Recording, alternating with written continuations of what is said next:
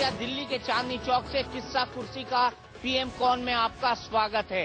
ये एक ऐसी सीट है जो अब पूरे देश में प्रतिष्ठा का प्रश्न बन गई है। वो भी इसलिए क्योंकि आम आदमी पार्टी ने कपिल सिब्बल के खिलाफ जिस तरह का आंदोलन खड़ा किया था, जो कि यहाँ के सांसद हैं, उसके बाद सबकी नजरें इस ओर लगी हुई हैं कि आखिरकार चांदनी चौक में किसके सर पर चांदनी बरसती है। यहाँ से जो 3 प्रमुख उम्मीदवार हैं वो हैं बीजेपी के अध्यक्ष डॉक्टर हर्षवर्धन, साथ ही साथ कपिल सिब्बल जो कि केंद्रीय मंत्री हैं, और आशुतोष जो कि एक पूर्व पत्रकार हैं। हम सीधे चलते हैं हमारे पैनल के पास। कपिल सिब्बल साहब का प्रतिनिधित्व कर रहे हैं हारून यूसुफ साहब, आशुतोष का प्रतिनिधित्व कर रहे हैं फिरोज बख्श साहब, और साथ ही साथ नंद किशोर गर्ग साहब प्रतिनिधित्व कर रहे हैं डॉक्टर हर्षवर्धन का। गर्ग साहब, मेरा पहला सवाल आपसे, 10 साल हो गए कपिल सिब्बल को इस इलाके के अंदर। लोग कहते हैं, कुछ कहते हैं उन्होंने काम किया है, कुछ कहते हैं उन्होंने नहीं किया है, लेकिन यहाँ के जो समीकरण हैं, धार्मिक समीकरण, जाति समीकरण, वो बीजेपी के खिलाफ जाते हैं। मैं समझता हूँ पहले प्रश्न का उत्तर तो ये है कि कपिल सिब्बल खुद डिफेंसिव में कह रहे मैं 500 बार बड़ा हिसाब रखता हूँ, और 500 बार मैं अपने क्षेत्र में गया। लगभग 1800 दिन एक टर्म में मिलते हैं, 2 टर्म में 3600 दिन। और कपिल सिब्बल बहुत पढ़े लिखे हैं, कवि हैं, लेखक हैं, बड़े वकील हैं और बड़े मंत्री हैं, जिनको 1,76,000 करोड़ के घाटे को आपके टेलीविजनों पर बहुत बड़ा शून्य बना के दिखाया था। तो जिस आदमी की बड़ी मायोपिक विजन है, घोटाले नजर नहीं आते, क्षेत्र में नजर नहीं आते। मैंने तो कभी 10 साल में जिससे पूछो, कभी कपिल सिब्बल के दर्शन में आकर दूरदर्शन पे हुए, टेलीविजन पे हुए, दीपक जी के साथ हुए, सड़क के ऊपर नहीं, वो संभव भी नहीं है। एलाइट क्लास है, एक ऐसी क्लास जो बड़े बाप का बेटा है, बड़े भाई का फॉरेन सेक्रेटरी का भाई है, बड़े बेटों का बाप है, और बड़ी रिचेस्ट पत्नी का पति है। इसलिए आम आदमी के पास, आम लोगों के पास कपिल सिब्बल से कोई एक्सपेक्टेशन नहीं है। दूसरी बात, जातीय समीकरण, हम जातीयता पे विश्वास नहीं करते।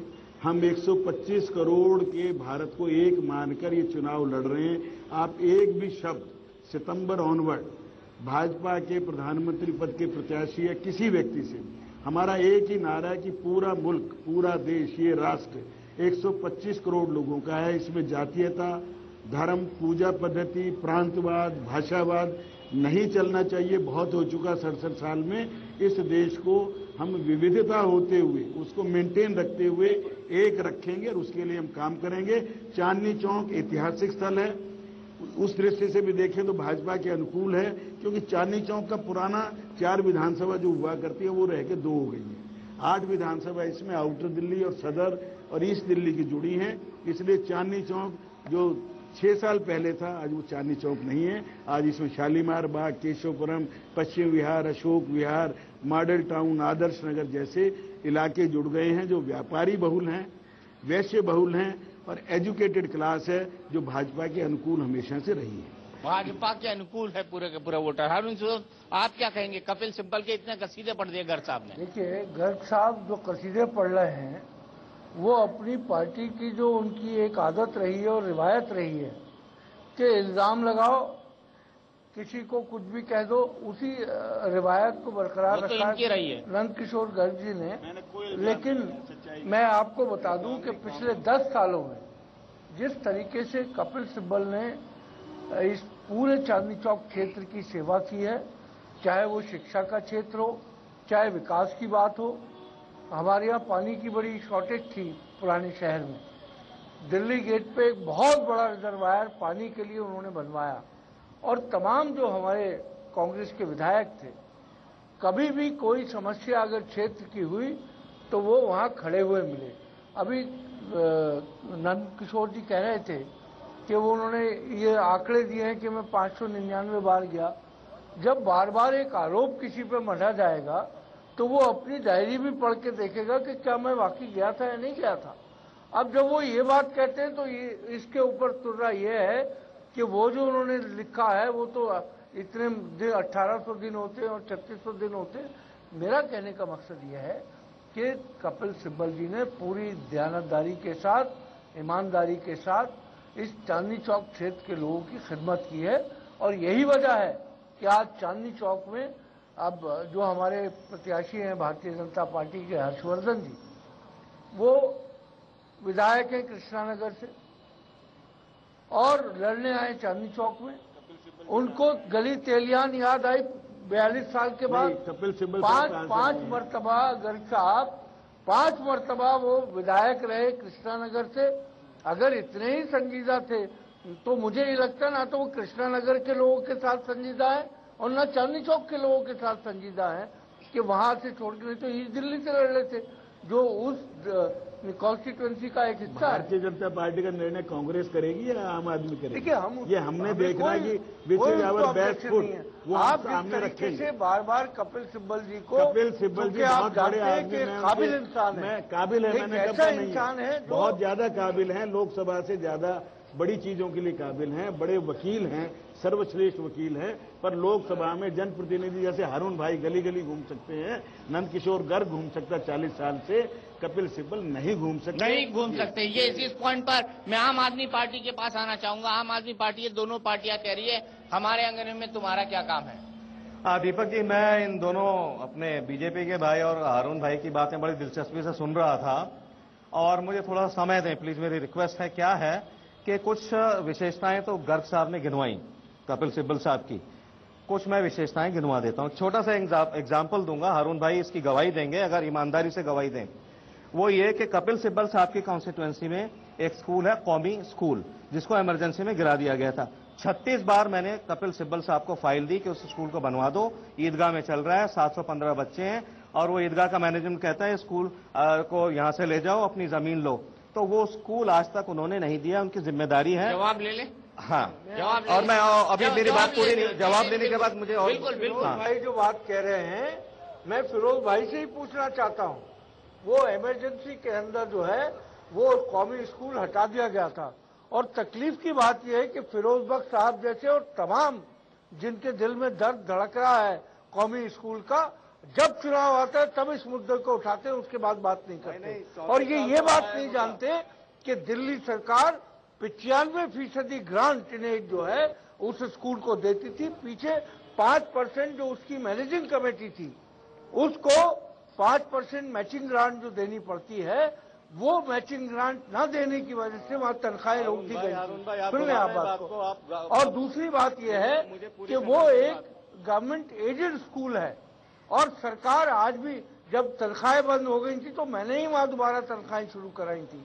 और जब ये मुद्दा आता है, पीछे भी लेफ्टिनेंट गवर्नर साहब ने कहा, लेकिन कोई आकर जमीन के जब कीमत देगा वहां पर, सिवाय हारून भाई जबानी जमा करके और कोई काम नहीं हो रहा है, चाहे वो एलजी साहब कहें या सिब्बल साहब कहें या आप कहें, आप भी उस इलाके को रेफर करके बता दें कि सुनिए, मैंने आपको भी फाइल दी थी कौमी स्कूल की, ठीक है, बोल रहे हैं आपको, दिल पे हाथ रख के बता दीजिए जी, दिल पे हाथ रख के बता दीजिए कि सिर्फ चुनाव के वक्त ही आप इस मुद्दे को क्यों उठाते हैं? नहीं, बिल्कुल गलत बात है। दिल पे हाथ रख के। सुनिए, मैं दिल पे हाथ रख के कहता हूं, 37 साल से कोशिश कर रहा हूं, मैं नहीं, मेरे सामने इकबाल मलिक भी बैठे हैं और लोग भी बैठे हैं, उनसे पूछिए कितना हम लोगों ने उस स्कूल के लिए काम किया है। तो कपिल सिब्बल साहब का अब आराम करने का वक्त है, अब उनको राज्यसभा जाना चाहिए।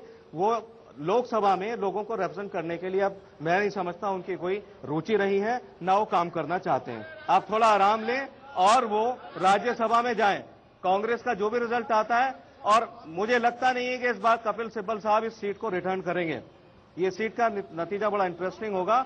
मुझे लगता नहीं यहाँ के लोग कपिल सिब्बल साहब को पार्लियामेंट में भेजेंगे। आपको नहीं लगता क्या कपिल सिब्बल साहब पार्लियामेंट में जाएंगे आपसे?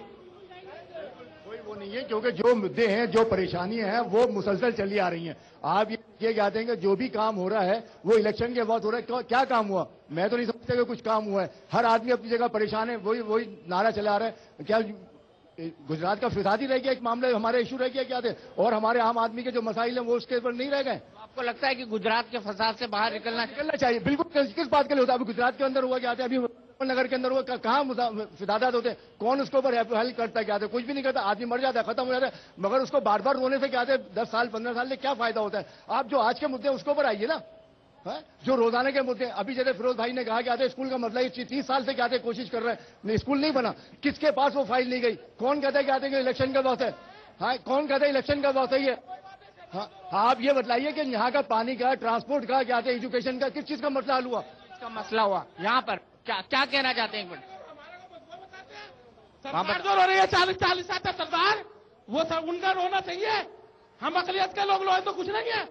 एक स्कूल का मुद्दा लेके खड़े हो गए। नहीं, आप इलेक्शन के टाइम आते हो, आप जैसे लोगों ने बिगाड़े माहौल, आप जैसे लोगों ने माहौल बिगाड़े। मैं यहाँ माहौल नहीं बिगाड़ चाहता, बहस को आगे बढ़ाऊंगा। हारून यूसुफ साहब, एक शख्स ने कहा कि गुजरात के मसले से बाहर निकलना चाहिए, कांग्रेस पार्टी नहीं निकलती, आम आदमी पार्टी नहीं निकलती, क्यों? देखिए, जो अभी ये गुजरात के मसले से निकलने की बात करते हैं, ये तमाम वो लोग हैं जो फिरका परस्तों का एक मखोटा ओढ़ के साथ देना चाहते हैं।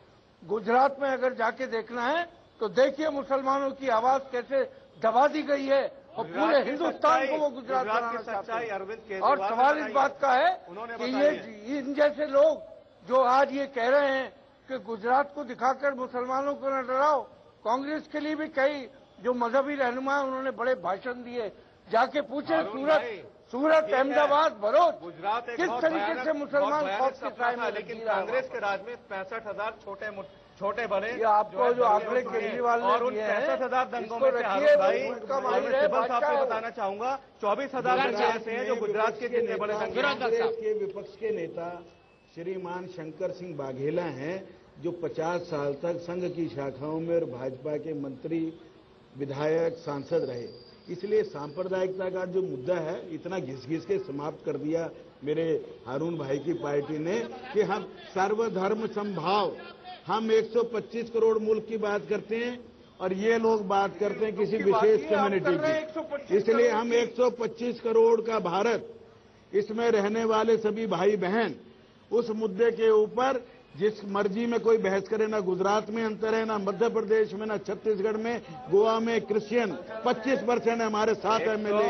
सिकंदर बख्त दिल्ली में इसी चांदनी चौक से एकमात्र आजादी के बाद मुसलमान जीता है, वो भारतीय जनता पार्टी का सिकंदर बख्त है। कांग्रेस ने आज तक किसी मुसलमान को टिकट नहीं दिया। बिल्कुल, एक भी मुस्लिम को टिकट नहीं दिया दिल्ली, एक भी मुस्लिम को टिकट नहीं दिया सिकंदर बख्त के अलावा। बताइए, 1992 को मुसलमान कभी नहीं भूल सकता, बीजेपी को कभी माफ नहीं करता। आज ये कहते हैं हम सबको एक साथ लेकर चलेंगे, ये इनका झूठे वादे हैं, गलत नहीं है। 1992 में इतना जबरदस्त आतंक हुआ था, सबको मालूम है इस बात के लिए। उसके लिए क्या किया भाई लोगों ने? सर, ये लोग जो बोलते हैं ना बीजेपी चोर है, आज के टाइम में देखिए 40 साल से कांग्रेस राज कर रही है। कांग्रेस के राज में दिल्ली के अंदर क्या, पूरे शहर के इंडिया, पूरी इंडिया कहाँ कितने उठाया गया। कपिल सिब्बल जहाँ चांदनी चौक में रहता है, उसने किसी से भी पूछ लो, किसी भी कॉन्स्टिट्यूएंसी में वो कभी 5 मिनट के लिए किसी भी महिला से जाके मिला हो, कभी उसको नहीं देखा। और लोग कहते हैं कि वो आया है, कभी किसी से मिला ही नहीं है। मैं बताती हूँ, आज तक वो आया नहीं है कहीं भी। आप पहले सुनिए, सुनने की एक मिनट, सुनने की हिम्मत रखिए, सुनने की हिम्मत रखो, सुनने की हिम्मत रखो, सुनने की हिम्मत। आज कपिल सिब्बल की प्रॉपर्टी की एक मिनट, ऐसे बहस नहीं। सवाल यहाँ पर फिर से खड़ा हो गया है कि कपिल सिब्बल साहब दिखाई भी नहीं दिए। दिखाई देते हैं टेलीविजन में कि किसी खास विचारधारा से प्रेरित हैं जो हमारी बहन मां बोल रही हैं। चांदनी चौक के अंदर लगातार विकास के कामों में कपिल सिब्बल आते रहे हैं। चांदनी चौक के लोगों की समस्याओं का समाधान किया है उन्होंने। और अगर कोई प्री डिटर्मिन्ड माइंड से आ जाए कि आज सिब्बल साहब की बुराई करने हम यहाँ आए, तो ऐसे शख्स को कोई नहीं रोकेगा।